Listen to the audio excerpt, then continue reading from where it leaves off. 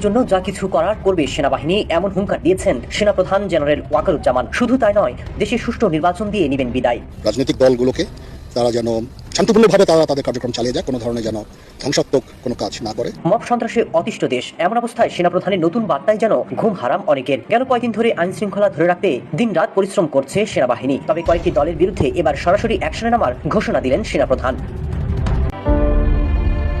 ছাত্র জনতার গণ অভ্যুত্থানের মাধ্যমে 5 আগস্ট স্বৈরাচার শেখ হাসিনার পতনের পর দেশের নতুন রাজনৈতিক বাস্তবতায় সবচেয়ে আলোচিত নাম হয়ে ওঠেন বিএনপির ভারপ্রাপ্ত চেয়ারম্যান তারেক রহমান। তবে তিনি কবে দেশে ফিরবেন বা কোন বাধা তার দেশে ফেরাকে আটকে রেখেছে, এসব নিয়ে দীর্ঘদিন ধরেই নানা জল্পনা কল্পনা চলছিল। দলের পক্ষ থেকেও বিভিন্ন সময় তারেক রহমানের প্রত্যাবর্তন নিয়ে নানা বক্তব্য দেওয়া হয়েছে। তবে বিএনপির চেয়ারপারসন বেগম খালেদা জিয়ার গুরুতর অসুস্থ হয়ে হাসপাতালে ভর্তি হওয়ার পর তার দেশে ফেরার প্রশ্ন আবারও জোরালো হয়ে ওঠে। এমন পরিস্থিতিতে এবার তারেক রহমানের প্রত্যাবর্তন বিষয়ে স্পষ্ট অবস্থান জানালো অন্তর্বর্তী সরকার। কোন কারণে ঠিক তারেক জিয়া দেশে আসতে পারছেন না? এখন তো আওয়ামী লীগ ক্ষমতায় নাই, আর এখন যে ক্ষমতায় আছেন তার সাথে তো তারেক জিয়ার বেশ ভালোই সম্পর্ক, রাইট?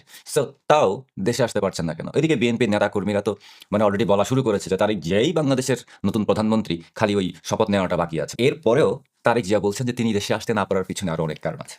তারেক রহমানের পোস্টে পরিষ্কার দেশে আসার সিদ্ধান্ত তার নিজের হাতে নেই, অথচ গত কয়েক মাস ধরে শোনা যাচ্ছিল তিনি নাকি দেশে ফিরছেন। তাহলে এখন কি এমন হলো যে মায়ের স্নেহ ও স্পর্শের তীব্র আকাঙ্ক্ষা থাকা সত্ত্বেও জনাব তারেক রহমান দেশে ফেরার একক সিদ্ধান্ত নিতে পারছেন না? সম্ভবত সচিবালয়ের জয়ের স্টেটাসের মধ্যে কিছুটা উত্তর লুকানো আছে। তারেক রহমানের দেশে ফেরা না ফেরার ইস্যুর পরপরই সচিবালয়ের জয় বিবিসি বাংলাকে একটা বক্তব্য দিয়েছেন, আর গণমাধ্যমে বিষয়টা সামনে আসছে। বাংলাদেশে বড় দুটি দলের নেতৃত্বে পরিবর্তন আনতে একটি অগণতান্ত্রিক তৎপরতা চলছে। কে তার সেই বড় বাধা? কোন সে বাধা যে বাধার কারণে তিনি আসতে পারছেন না? সরকারের পক্ষ থেকে বলা হয়েছে তাদের তরফে কোনো বাধা নাই, আর তারেক রহমান বলছেন এই রাজনৈতিক বাস্তবতায় তার পক্ষে এর চেয়ে খোলাসা করে বলা সম্ভব না। সেনাবাহিনী কি তার এক ক্ষেত্রে একটা বাধা? কিন্তু প্রশ্ন জেগেছে যে বাংলাদেশের মতো দেশে যেই ব্যক্তিকে ভাবা হচ্ছে ফেব্রুয়ারির নির্বাচন হলে তিনিই হবেন হয়তো বাংলাদেশের প্রধানমন্ত্রী, অন্তত। আসসালামু আলাইকুম প্রিয় দর্শক, নতুন একটা নিউজে সবাইকে স্বাগতম। প্রিয় দর্শক, ভিডিওর শুরুতেই অনেকগুলো ভিডিওর অংশবিশেষ আপনারা ইতিমধ্যে দেখেছেন। দেখেই বুঝতে পারছেন আজকের ভিডিওটি কতটুকু গুরুত্বপূর্ণ এবং আকর্ষণীয় হতে চলেছে। চলুন কথা না বাড়িয়ে একটা লাইক দিয়ে সম্পূর্ণ ভিডিও দেখে আসি। তার আগে বলবো, যারা এখনও চ্যানেলটি সাবস্ক্রাইব করেননি তারা সাবস্ক্রাইব করে দিবেন, আর যারা সাবস্ক্রাইব করেছেন তাদেরকে ধন্যবাদ। চ্যাট জিপিটি দিয়ে লেখা তারেক ভাইয়ার ফেসবুকের স্ট্যাটাসটা দেখলাম, যেটা তিনি তার মায়ের অসুস্থতার জন্য লিখেছেন আর কি। আপনারা সবাই জানেন যে খালেদা জিয়া বর্তমানে সংকটাপন্ন একটা অবস্থায় আছে, যেভাবে পত্রপত্রিকা বলছে, এবং মূর্ষ অবস্থায় আছেন উনি, হয়তো লাইফ সাপোর্টেও আছেন, এই ধরনের একটা নিউজও দেখা যাচ্ছে। সো সেটার আলোকে আমাদের তারেক ভাইয়া লন্ডন থেকে একটা ফেসবুকের স্ট্যাটাস দিয়েছেন, যেটা অলরেডি প্রমাণিত সত্য যে চ্যাট জিপিটি দিয়ে লিখেছেন। আমি নিজের মায়ের জন্য একটা স্ট্যাটাস লিখেছেন, তাও নিজের ভাষায় লিখতে পারলেন না, শেষ পর্যন্ত চ্যাট জিপিটি দিয়েই লিখতে হলো। যাই হোক, সেই স্ট্যাটাসে তিনি একটা গুরুত্বপূর্ণ কথা বলেছেন, সেটা হচ্ছে যে উনি বাংলাদেশে আসতে পারবেন না। অর্থাৎ বাংলাদেশে আসাটাও তার একার উপরে ডিপেন্ড করে না, আর অনেক কিছুর উপরে, অনেক ফ্যাক্টরের উপরে ডিপেন্ড করে। অলরেডি আমি গতকাল আমার ফেসবুকের পেজে বেশ কয়েকজনের মতামত, ওপিনিয়ন শেয়ার করেছিলাম, যেখানে সবাই অলরেডি জিজ্ঞেস করছে বা বলছে আর কি যে এই মুহূর্তে যদি শেখ হাসিনা ক্ষমতায় থাকতেন তাহলে বিএনপির লোকজন বলতেন যে আওয়ামী লীগই তারেক জিয়াকে দেশে আসতে দিচ্ছে না, অথবা আরও অন্যান্য অনেকগুলি নাটক হতো, অর্থাৎ খালেদা জিয়াকে দেশের বাইরে নিয়ে যাওয়া, সঠিক চিকিৎসা, এই সেই অনেক কিছুই, এগুলো নিয়ে কমপ্লেনের পর কমপ্লেন হতো, রেভলিউশন হয়ে যেত। কিন্তু এখন এই সমস্ত ব্যাপারগুলো নিয়ে কথা হচ্ছে না।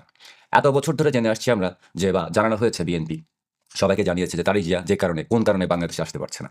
কিন্তু বলা হয়েছিল যে আওয়ামী লীগের কারণে, শেখ হাসিনার কারণে বাংলাদেশে আসতে পারছেন না তারেক জিয়া। কিন্তু এখন কোন কারণে ঠিক তারেক জিয়া দেশে আসতে পারছেন না? এখন তো আওয়ামী লীগ ক্ষমতায় নাই, আর এখন যে ক্ষমতায় আছেন তার সাথে তো তারেক জিয়ার বেশ ভালোই সম্পর্ক, রাইট? সো তাও দেশে আসতে পারছেন না কেন? এদিকে বিএনপির নেতা কর্মীরা তো অলরেডি বলা শুরু করেছে যে তারেক জিয়াই বাংলাদেশের নতুন প্রধানমন্ত্রী, খালি ওই শপথ নেওয়াটা বাকি আছে। এরপরেও তারেক জিয়া বলছেন যে তিনি দেশে আসতে না পারার পিছনে আরো অনেক কারণ আছে, অনেক তার একার সিদ্ধান্তের উপর না, তো কার সিদ্ধান্তের উপর, কার কোন ফ্যাক্টরের উপরে এটা ডিপেন্ড করে? নিজের মা এখন মৃত্যুসজ্জায়, obviously in human kind way, definitely নিজের মায়ের বাসায় থাকা এটা অনেক বড় একটা ব্যাপার, বিশেষ করে মৃত্যুসজ্জায়। কিন্তু একটা জিনিস আমি বুঝলাম না, সেটা হলো যে এখনও কেন তারেক ভাইয়া বাংলাদেশে আসতে মানা করছেন, বাংলাদেশে আসতে চাইছেন না? কিসের ভয়ে?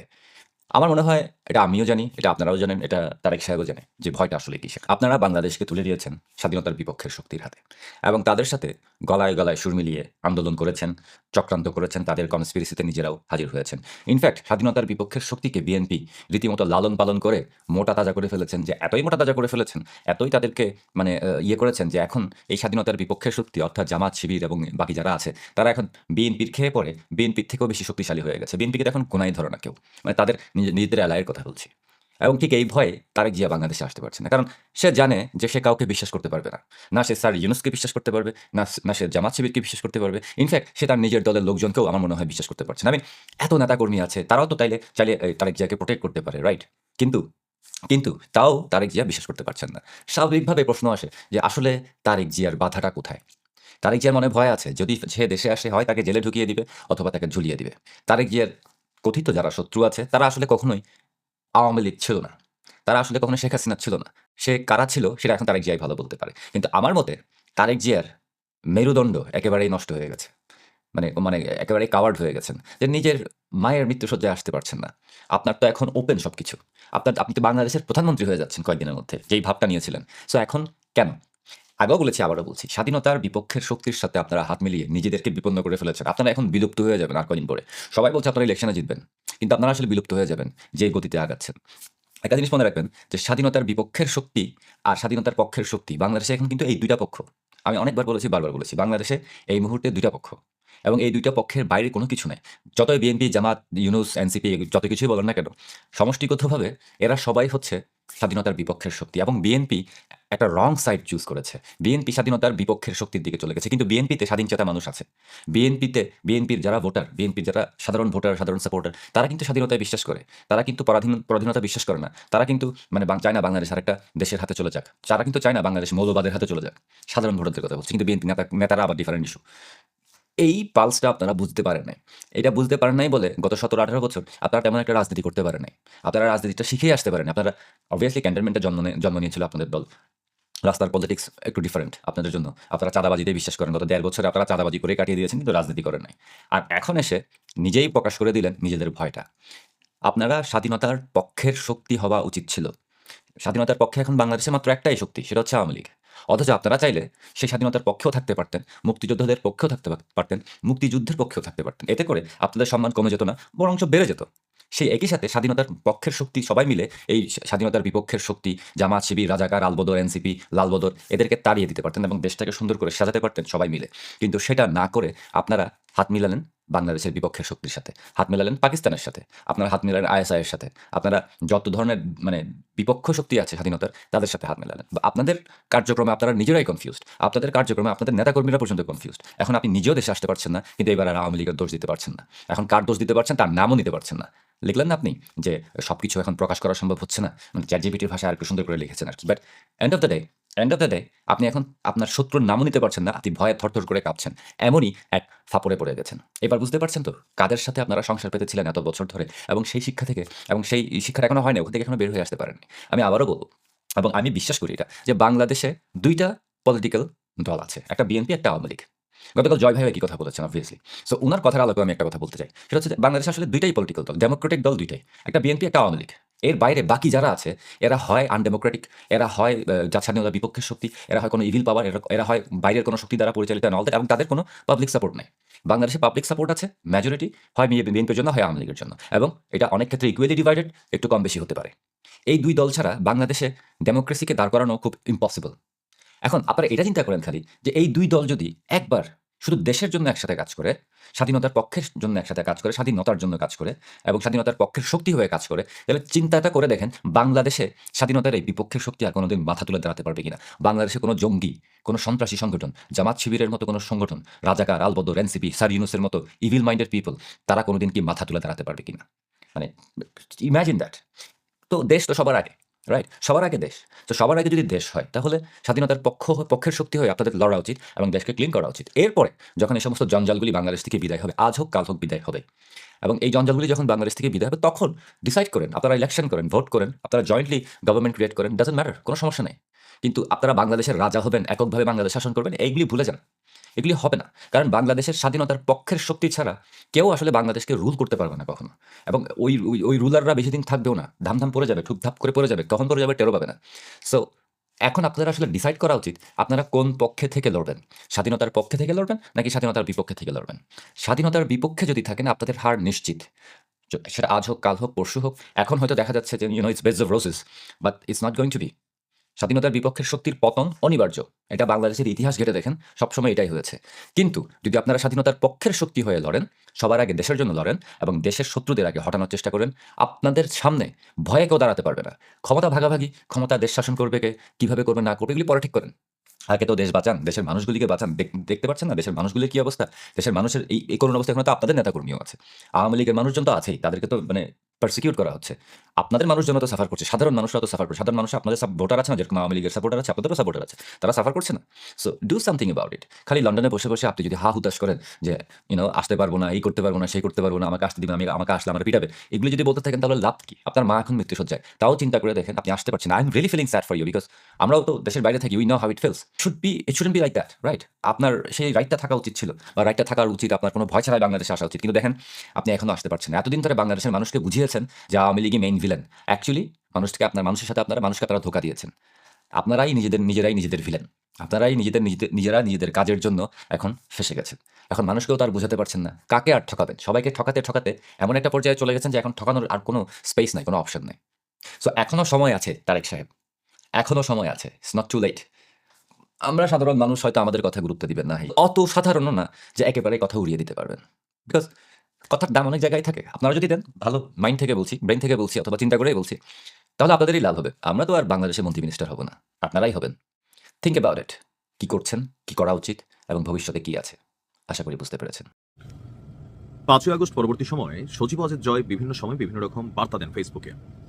এই মুহূর্তে আমাদের বাংলাদেশের বড় দুটি দল, বাংলাদেশ আওয়ামী লীগ এবং বাংলাদেশ জাতীয়তাবাদী দল বিএনপি, তাদের আগামী দিনের এই দলটির যারা কর্ণধার, এর মধ্যে তারেক রহমান আর হচ্ছেন সজীব ওয়াজেদ জয়, দুজনেই অনলাইন থেকে আসলে তাদের রাজনৈতিক কর্মকাণ্ড পরিচালনা করছেন। আমি আজকের এই ভিডিওটা এই কারণে করলাম, সজীব ওয়াজেদ জয় গতকালকে একটা স্টেটাস দিয়েছেন। যখন জনাব তারেক রহমান কোনো এক অজানা অদৃশ্য শক্তির চাপে বাংলাদেশে যেতে চাচ্ছেন না, যেখানে সরকার বলছে কোনো রকম কোনো সমস্যা নেই, তখনই আমাদের মধ্যে প্রশ্ন ঘুরপাক খাচ্ছিল কেন।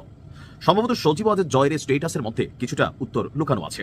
তারেক রহমানের দেশে ফেরা না ফেরার ইস্যুর পরপরই সজীব ওয়াজেদ জয় বিবিসি বাংলাকে একটা বক্তব্য দিয়েছেন, আর গণমাধ্যমে বিষয়টা সামনে আসছে। বাংলাদেশে বড় দুটি দলের নেতৃত্বে পরিবর্তন আনতে একটি অগণতান্ত্রিক তৎপরতা চলছে।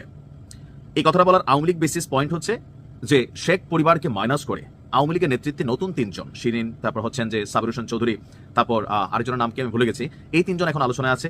অপরদিকে জনাব তারেক রহমানও কোনো এক অজানা আতঙ্কে অথবা কোনো তথ্য তোমাদের কাছে আছে।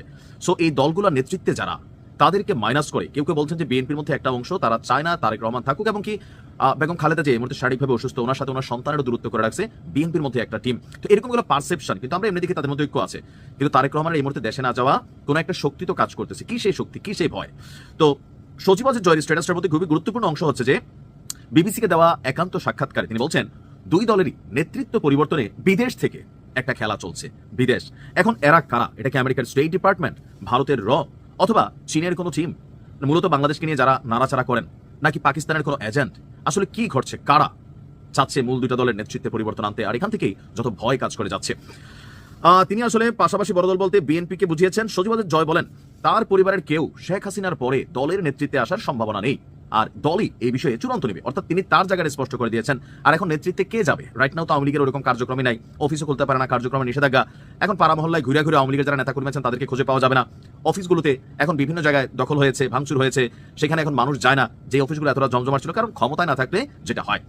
তো তিনি বলছেন মানে আওয়ামী লীগের যে বিষয়টা সেটা হচ্ছে যে এই মুহূর্তে ভবিষ্যৎ নেতৃত্ব কে হবে এটা দল নির্ধারণ করবে, আমি বা অন্য কেউ উপর থেকে এটা নির্দেশ দিতে পারি না। এই কথাটার একটা মিনিংস তারেক রহমানের পোস্টের সাথে কানেক্টেড, যে একক সিদ্ধান্তে না, ওনার দেশে ফেরার পেছনেও এটা একটা টিম ওয়ার্ক নাকি। এখন কি সেই টিম ওয়ার্ক? বিএনপির নেতারা তো বলতেছেন উনি দেশে আসার জন্য, বা আমরা আসলে সাধারণ মাথায়, খালি মাথায়, আমাদের মাথায় তো গোবর বেশি বা এত দূরদর্শী চিন্তা করতে পারি না। তবে অদৃশ্য একটা শক্তি সজীব ওয়াজেদ জয় এই জিনিসটি মানে আইডেন্টিফাই করার চেষ্টা করছেন যে এখন যেটা চেষ্টা করা হচ্ছে সেটা হচ্ছে দুই দলেরই নেতৃত্ব পরিবর্তনের জন্য বিদেশ থেকে একটা খেলা চলছে, আর এটা গণতান্ত্রিক নয়। তো তার মানে বিএনপি আওয়ামী লীগের পিছনে আছে। আওয়ামী লীগেরটা কিছুটা বুঝতে পারি, কিন্তু বিএনপিরটা আসলে এই মুহূর্তে আমার কাছে মনে হচ্ছে যে বোধগম্য না। আপনি কি মনে করেন সজীব ওয়াজেদ জয়ের এই স্টেটাসের মাধ্যমে আসলে কি মিন করা হয়েছে? কোন সেই শক্তি? সালাম আলাইকুম। তার সেই বড় বাধা কোন সে বাধা যে বাধার কারণে তিনি আসতে পারছেন না? সরকারের পক্ষ থেকে বলা হয়েছে তাদের তরফে কোনো বাধা নাই। আর তারেক রহমান বলছেন এই রাজনৈতিক বাস্তবতায় তার পক্ষে এর চেয়ে খোলাসা করে বলা সম্ভব না। সেনাবাহিনী কি তার এক ক্ষেত্রে একটা বাধা? কিন্তু প্রশ্ন জেগেছে যে বাংলাদেশের মতো দেশে যেই ব্যক্তিকে ভাবা হচ্ছে ফেব্রুয়ারির নির্বাচন হলে তিনিই হবেন হয়তো বাংলাদেশের প্রধানমন্ত্রী, অন্তত তার দল বিএনপি তেমনটাই ভাবছে, সেই ব্যক্তিটির পেছনে তিনি কেন পশ্চিমের পরাশক্তিগুলোকে, যুক্তরাজ্য যুক্তরাষ্ট্রের মতো দেশগুলোকে, মানে ইউরোপ আমেরিকাকে পাচ্ছেন না? কেন তিনি তার পাশে প্রতিবেশী দেশ ভারতের এমন সমর্থন পাচ্ছেন না, যেই সমর্থন, যেই আস্থার জায়গা তাকে শঙ্কামুক্ত করতে পারে দেশে ফেরার ক্ষেত্রে? তাহলে কারা তার বাধা? তারেক রহমানের সবচেয়ে বড় সমস্যা, যেই সমস্যার কারণে, এ নিয়ে আগেও আলাপ করেছি, যেই সমস্যার কারণে তারেক রহমানকে এই নির্বাচনে যখন মনোনয়ন ঘোষণা করলো 237টি আসনে বিএনপি, তখনও তারেক রহমান একটি আসনে মনোনয়ন নিলেন, আর 3টি আসনে তার এই ভয়াবহ দুর্বল অসুস্থ রোগশয্যায় দীর্ঘ সময় থাকা মা খালেদা জিয়া, যিনি একেবারেই রাজনৈতিক কোনো বক্তব্য বিবৃতি কর্মসূচিতে অংশ নিচ্ছেন না, এমনকি 5ই আগস্টের পর থেকেও, তাকে যখন তারেক রহমান মনোনয়নের তালিকা ঘোষণা করে 3টি আসনে মনোনয়ন দিলেন আর নিজের জন্য একটি আসন রাখলেন, তখনই পরিষ্কার হয়েছে যে না বিএনপির ভেতরে, না দেশের ভেতরে, নেতা কর্মী সমর্থকদের ভেতরে, না বাইরের দেশগুলোর কাছ থেকে তারেক রহমান গ্রিন সিগন্যাল পেয়েছেন যে তিনি যদি দলের নেতা হন, তিনি যদি পরবর্তী প্রধানমন্ত্রী হন, তাহলে তিনি যথেষ্ট সমর্থন পাবেন এবং বিএনপি একটা শক্তিশালী সরকার গঠন করতে পারবে। তার মানে তারেক রহমান হবেন পরবর্তী প্রধানমন্ত্রী, তার পেছনে আমেরিকা যুক্তরাজ্য, ইউরোপ আমেরিকা কিংবা পাশের দেশ ভারত, যার সমর্থন বাংলাদেশে সরকারের পালাবদলে গুরুত্বপূর্ণ ভূমিকা রাখে, তার যে কোনো সমর্থন নাই, কোনো সম্পর্ক নাই, সেটা তখনও পরিষ্কার হয়েছিল। এটা আরো একেবারে দিনের আলোর মতো পরিষ্কার হয়ে গেল তারেক রহমানের এমন অসহায় অবস্থায় নিজেকে আবিষ্কার করার মাধ্যমে এবং আমাদের সামনে প্রকাশ করে দেওয়ার মাধ্যমে, যে তিনি আসলে কোনো দিক থেকে কোনো সমর্থন পাচ্ছেন না যে তিনি নিজের দেশে বাংলাদেশে মায়ের কাছে ফিরবেন। দেখেন, আমেরিকা যুক্তরাষ্ট্র তারেক রহমানের প্রতি অত্যন্ত একটা বিরোধিতার অবস্থান থেকেই বাংলাদেশে 1/11 সরকার 2007 সালের সেনা সমর্থিত তত্ত্বাবধায়ক সরকার প্রতিষ্ঠায় অত্যন্ত গুরুত্বপূর্ণ ভূমিকা রেখেছিল। সে সময়কার যে রাষ্ট্রদূতেরা 2001 সালে খালেদা জিয়ার সরকার ক্ষমতা গ্রহণের পর যেই মানে বিএনপি জামাত জোট সরকার ক্ষমতা গ্রহণের পর যেই মার্কিন রাষ্ট্রদূতেরা ছিলেন, হ্যারিকে টমাস, বিউটেনিস, গীতা পাসি, পরে জেমস এফ মরিয়ার্টি এলেন 2008-এ, এরা প্রত্যেকে তারেক রহমান সম্পর্কে ভয়াবহ সব তার বার্তা মার্কিন যুক্তরাষ্ট্রে পাঠাতেন বিএনপির নেতৃবৃন্দের সঙ্গে আলোচনা ক্রমে এবং বাংলাদেশের সুশীল সমাজ, বিভিন্ন মানবাধিকার সংগঠনের সঙ্গে আলাপের পরেও তারা তারেক রহমান সম্পর্কে যেসব দুর্নীতি, সন্ত্রাসবাদের সঙ্গে জড়িত থাকার যেসব অভিযোগের কথা তার বার্তাগুলোতে মার্কিন যুক্তরাষ্ট্রকে জানিয়ে মার্কিন যুক্তরাষ্ট্রের তালিকায় তারেক রহমানকে সন্ত্রাসবাদ এবং দুর্নীতির সঙ্গে জড়িত থাকা বিপজ্জনক ব্যক্তি হিসেবে কালো তালিকাভুক্ত করার অনুরোধ করেছেন। সেসব অনুরোধ কিন্তু উইকিলিক্স যখন ফাঁস হয়ে গেল তখন প্রকাশ পেয়ে গেছে। 2008 সালের নভেম্বরে মার্কিন রাষ্ট্রদূত জেমস এফ মরিয়ার্টি তারেক রহমানের যুক্তরাষ্ট্রে প্রবেশ নিষিদ্ধ করতে দেশটির অভিবাসন ও জাতীয়তা আইনের ধারা 212 এবং প্রেসিডেন্টের ঘোষণা 7750 এর অধীনে নিরাপত্তা উপদেষ্টাদের মতামত চেয়েছিলেন এবং কয়েক ডজন সুনির্দিষ্ট অভিযোগ তুলে তিনি বলেছিলেন যে তারেকের প্রকাশ্য দুর্নীতি মার্কিন মিশনের নির্দিষ্ট লক্ষ্যকে মারাত্মকভাবে হুমকির মুখে ফেলেছে।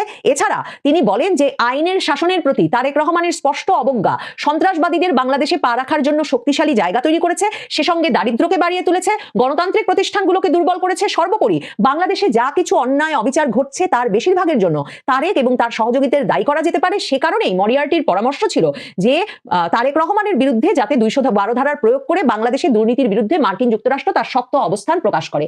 2008 সালের নভেম্বরে কিন্তু তারেক রহমান এরই মধ্যে যুক্তরাজ্যে এসে আশ্রয় নিয়েছেন। 2008-এর সেপ্টেম্বরে এসে তিনি জামিনে মুক্ত হয়ে চিকিৎসার জন্য যুক্তরাজ্যে আসেন এবং তখন এটা জানা যায় যে যুক্তরাষ্ট্র তখন যুক্তরাজ্যকেও সাবধান করে দিয়ে বলে যে সরকারি ক্রয় সংক্রান্ত বিষয় এবং রাজনৈতিক পদ দেওয়ার ক্ষেত্রে প্রকাশ্যে যত্রতত্র ঘুষ চাওয়ার জন্য তারেক কুখ্যাত এবং দুর্নীতিপ্রবণ সরকার ও বাংলাদেশের সহিংস রাজনীতির এক দৃষ্টান্ত তারেক। এবং যুক্তরাষ্ট্র উল্লেখ করে যে তারেক রহমানের শাসনামলে হাওয়া ভবনের সংশ্লিষ্টতায়, যেমন মানে 21শে আগস্টের গ্রেনেড হামলার ঘটনায় যেমন হুজি, হরকাতুল জিহাদের মতো জঙ্গি সংগঠনের সরাসরি সংশ্লিষ্টতা পাওয়া যায় এবং এর সঙ্গে তারেক রহমান ও তারেক রহমানের ঘনিষ্ঠ ব্যক্তিবর্গের, হাওয়া ভবন সংশ্লিষ্ট ব্যক্তিবর্গের ঘনিষ্ঠতার প্রমাণ পাওয়া যায়, যেখানে কিনা মিলিটারি গ্রেড গ্রেনেড ব্যবহৃত হয়েছিল এবং তার বিচার 2004 সালে ওই হামলা ঘটার পর থেকে তারেক রহমানের হস্তক্ষেপের কারণে ঘটতে পারে না। ঠিক তেমনি 2005 সালের 17ই আগস্ট সারা দেশে জামায়াতুল মুজাহিদিন বাংলাদেশ জেএমবি বাংলা ভাই এক জঙ্গি সংগঠনের উদ্ভব ঘটে তারেক রহমানের আমলে। সেই বাংলা ভাইয়ের জেএমবির তৎপরতায় সারা দেশে বোমা হামলার ঘটনা ঘটে। যুক্তরাষ্ট্র তাই যুক্তরাজ্যকে সাবধান করে দিয়ে বলে, যুক্তরাজ্য আশ্রয় দিয়েছে মানবাধিকার গ্রাউন্ডে ঠিক আছে, কিন্তু যুক্তরাজ্য যাতে নজর রাখে যে এই ব্যক্তি তারেক রহমান যাতে কোনোভাবেই যুক্তরাজ্যে কোনোভাবেই পাসপোর্ট বা স্থায়ী নাগরিকত্ব পাবার কোনো সুযোগ না পান। যুক্তরাজ্য কিন্তু যুক্তরাষ্ট্রের সেই ব্ল্যাকলিস্টের কথা মাথায় রেখে, সেই সাবধানবাণীর কথা মাথায় রেখে এখন পর্যন্ত তারেক রহমানকে কোনো পাসপোর্ট বা নাগরিকত্ব দিতে পারে নাই। কাজে তারেক রহমান একবার বাংলাদেশে গেলে তিনি যেমন আর কোনোভাবেই যুক্তরাজ্যে ফিরতে পারবেন না, ঠিক তেমনি যুক্তরাষ্ট্র সেই ব্ল্যাকলিস্টেড ব্যক্তির সঙ্গে এই যে 15 মাস হয়ে গেছে শেখ হাসিনা সরকারের পতন ঘটেছে, এখন পর্যন্ত তারা নিশ্চিত হতে পারে নাই যে সেই ব্যক্তিকে যার সম্পর্কে বাংলাদেশে নিযুক্ত এত এত মার্কিন রাষ্ট্রদূতের মানে তার বার্তার পর তার বার্তা আছে যে তিনি সন্ত্রাসবাদকে উস্কে দেন, তিনি দুর্নীতির সঙ্গে জড়িত। এমনকি 2001 সালে যে মন্ত্রিসভা গঠন করেছিল বিএনপি জামাত জোট সরকারের, সেই তার বার্তায় এটারও উল্লেখ আছে যে ওই মন্ত্রিসভার পদগুলো নাকি ক্রয় বিক্রয় করেছিলেন তারেক রহমান। কাজে এহেন তারেক রহমানকে এবার যুক্তরাষ্ট্র সমর্থন দেবে, সমর্থন দিয়ে আগামী নির্বাচনের পরে প্রধানমন্ত্রী বানাতে সম্মত হবে, সেই বিষয়টিতে যুক্তরাষ্ট্র কিছুতেই এখনো সিদ্ধান্ত নিতে পারছে না। মানে এত বড় ঝুঁকি যুক্তরাষ্ট্র নিতে চাইছে না। যুক্তরাষ্ট্র বিএনপির নানা অংশে কথা বলেছে, যেখানে তারা খালেদা জিয়াকে সামনে রেখে বিএনপির নেতৃবৃন্দ এখন যেভাবে বিএনপিকে পরিচালনা করছেন সেভাবেই চালিয়ে নিয়ে যাওয়া যায় কিনা তা নিয়ে বারবার আলাপ হয়েছে। কিন্তু খালেদা জিয়া যে এতটা দুর্বল হয়ে পড়েছেন, এতটা কাবু হয়ে পড়েছেন যে তার পক্ষে আসলে আর কোনো দায়িত্ব নেওয়া সম্ভব না, সেই বিষয়টা ওই আলোচনায় তারা মাথায় রাখছিলেন না। আর বিএনপিতে সত্যিই কি খালেদা জিয়ার অনুপস্থিতিতে তার পুত্র গিয়ে যদি দায়িত্ব নিতে না পারে তাহলে কি বিএনপি দলটাই আদৌ থাকবে? আর ভারতের সঙ্গে তারেক রহমানের কোনো সম্পর্ক হওয়ার প্রশ্নই উঠছে না। কারণ দেখেন, ভারতের সঙ্গে ভয়াবহ অবিশ্বাসের সূচনা হয় বিএনপির 10 ট্রাক অস্ত্রের মাধ্যমে। এই 10 ট্রাক অস্ত্র মামলা হচ্ছে 2004 সালের 1 এপ্রিল রাতে চট্টগ্রাম বন্দরে এসে 10 ট্রাক সমপরিমাণ অস্ত্র এসে ভেড়ে এবং বাংলাদেশে আটক, পৃথিবীর মধ্যেই মানে কোন দেশে আটক বড় ধরনের অস্ত্র চালানের মধ্যে এটা হচ্ছে একটি অন্যতম, এবং এটা বাংলাদেশের ইতিহাসে একদম সর্ববৃহৎ অস্ত্র ছিল, গোলা বারুদ ছিল। এবং সেই অস্ত্র আর গোলা বারুদ ভারত মনে করে, ভারতের গোয়েন্দা সূত্র বলে যে এই তারেক রহমান এবং তারেক রহমানের খুবই ঘনিষ্ঠ তখনকার স্বরাষ্ট্র প্রতিমন্ত্রী লুৎফুজ্জামান বাবর, তাদের যোগসাজশে চীন থেকে এই অস্ত্র নিয়ে আসা হয়েছিল এবং পাকিস্তানও এর সঙ্গে জড়িত ছিল, এবং চীন পাকিস্তানের যোগসাজশে এই অস্ত্র নিয়ে আসা হয়েছিল ভারতের বিচ্ছিন্নতাবাদী গোষ্ঠী উলফাকে এই অস্ত্র সরবরাহ করে ভারতের উত্তর পূর্বাঞ্চলে অশান্তি সৃষ্টির জন্য। কাজেই ভারত বাংলাদেশের একটি নির্বাচিত সরকার, বিএনপি জামাত জোট সরকারের আমলে সেই সরকারের সবচেয়ে প্রভাবশালী ব্যক্তি মানে প্রধানমন্ত্রী পুত্র তারেক রহমান, তার ঘনিষ্ঠ স্বরাষ্ট্র প্রতিমন্ত্রী লুৎফুজ্জামান বাবর, তারা মিলে অস্ত্র নিয়ে আসছে ভারতে যুদ্ধ বাঁধানোর জন্য। এই বিষয়টি ফলে বিএনপির সঙ্গে ভারতের বিশ্বাসের সম্পর্ক এতটা চুরমার হয়ে যায় যে নিশ্চয়ই মনে থাকবে যে এমনকি 1-11 সরকার আনবার পেছনে ভারতেরও একটা গুরুত্বপূর্ণ ভূমিকা ছিল বলে অনেকেই মনে করেন। ভারত সে সময় মনমোহন সিং বাংলাদেশে একটা মানে দুর্নীতি বিরোধী সেনা সমর্থিত তত্ত্বাবধায়ক সরকারকে খুবই স্বাগত জানিয়েছিলেন। মইনু আহমেদ প্রায়শই ভারত সফর করতেন। শুধু তাই নয়, ডক্টর মোহাম্মদ ইউনূস যখন আমেরিকার আশীর্বাদ নিয়ে নোবেল পুরস্কার পাওয়ার 5 মাসের মধ্যে 1-11 সরকার গঠিত হওয়া মাত্র জানুয়ারি মাসেই বাংলাদেশে এসে নামলেন। নামার আগে তিনি কিন্তু ভারতে মনমোহন সিং এর সঙ্গে, ভারতের প্রধানমন্ত্রীর সঙ্গে সাক্ষাৎ করে এসে ঘোষণা দিলেন যে বাংলাদেশে তিনি রাজনীতিতে যোগ দিতে চান, তিনি রাজনৈতিক কর্মকাণ্ড শুরু করতে চান, কারণ এমন নতুন রাজনীতি করতে হবে যে রাজনীতিতে দুর্নীতিবাজ রাজনৈতিক নেতৃবৃন্দকে এখন গ্রেফতার করতে হবে, তাদের বিচার করতে হবে এবং নতুন করে রাজনীতির সূচনা করতে হবে। কাজেই ওই একই সূত্র মাথায় রাখলে ভারত, আমেরিকা, ইউরোপ, যুক্তরাজ্য এদের যদি সমর্থন তারেক রহমান না পান, বিএনপির শীর্ষ নেতৃত্ব না পায়, তাহলে বিএনপি আসলে কিভাবে হিসাব করছে যে সে ক্ষমতায় যেতে পারবে, দলটি ক্ষমতায় যেতে পারবে এবং সেই দলের নেতা তারেক রহমান প্রধানমন্ত্রী হতে পারবেন। তারেক রহমান তাই একেবারেই জনবিচ্ছিন্ন হয়ে মূলত যা এত বছর করছিলেন তাই করে আসছেন। ভার্চুয়াল স্ক্রিনের সামনে বসে দলের নেতাকর্মীদের উদ্দেশ্যে অনলাইনে বক্তৃতা দিচ্ছেন। কিন্তু একজন রাষ্ট্রনায়ক হয়ে উঠতে, গুরুত্বপূর্ণ দলের দায়িত্ব নিতে হলে কিংবা দেশের দায়িত্ব নিতে হলে তার যে কূটনৈতিক যোগাযোগ সৃষ্টি করা দরকার, সেটা তার পক্ষে সৃষ্টি করা অসম্ভব মার্কিন যুক্তরাষ্ট্রের কালো তালিকাভুক্ত সন্ত্রাসী এবং দুর্নীতি হিসেবে চিহ্নিত হওয়ায়। এখন তারেক রহমানকে মার্কিন যুক্তরাষ্ট্র এখনো এই 15 মাসেও এই গুরুত্বটুকু দিতে পারেনি যে শীর্ষ পর্যায়ের সিদ্ধান্তের মাধ্যমে ওই কালো তালিকা থেকে তারেক রহমান সরবেন। মনে রাখতে হবে যে তারেক রহমানের বিরুদ্ধে এফবিআইও তদন্ত করেছে। সিমেন্স কোম্পানির সঙ্গে বিরাট দুর্নীতির একটা ডিল হয়েছিল হাওয়া ভবনকে কেন্দ্র করে, সেসব বিষয়ে এফবিআই এর তদন্ত হয়েছে তারেক রহমানের বিরুদ্ধে। কাজেই কোন কর্মকর্তা কোন ভিত্তির ওপর দাঁড়িয়ে তারেক রহমানের জন্য সুপারিশ করে তার নাম ব্ল্যাকলিস্ট থেকে সরাবেন? এহেন তারেক রহমানের পক্ষে যুক্তরাজ্যে তাকে যে মানবাধিকার গ্রাউন্ডে মানবাধিকারের কথা মাথায় রেখে অন্তত অনির্দিষ্ট সময়ের জন্য থাকবার অনুমোদন দেওয়া হয়েছে, সেই অনুমোদনটাও নষ্ট করার কোনো ভরসা তারেক রহমান পাচ্ছেন না। কারণ প্রিয় দর্শক, ভিডিওটি দেখে কি জানলেন বুঝলেন অবশ্যই আপনাদের মূল্যবান মতামত কমেন্ট বক্সে জানিয়ে দিবেন। পারলে ভিডিওটি শেয়ার করে সবাইকে দেখার সুযোগ করে দিবেন। ধন্যবাদ।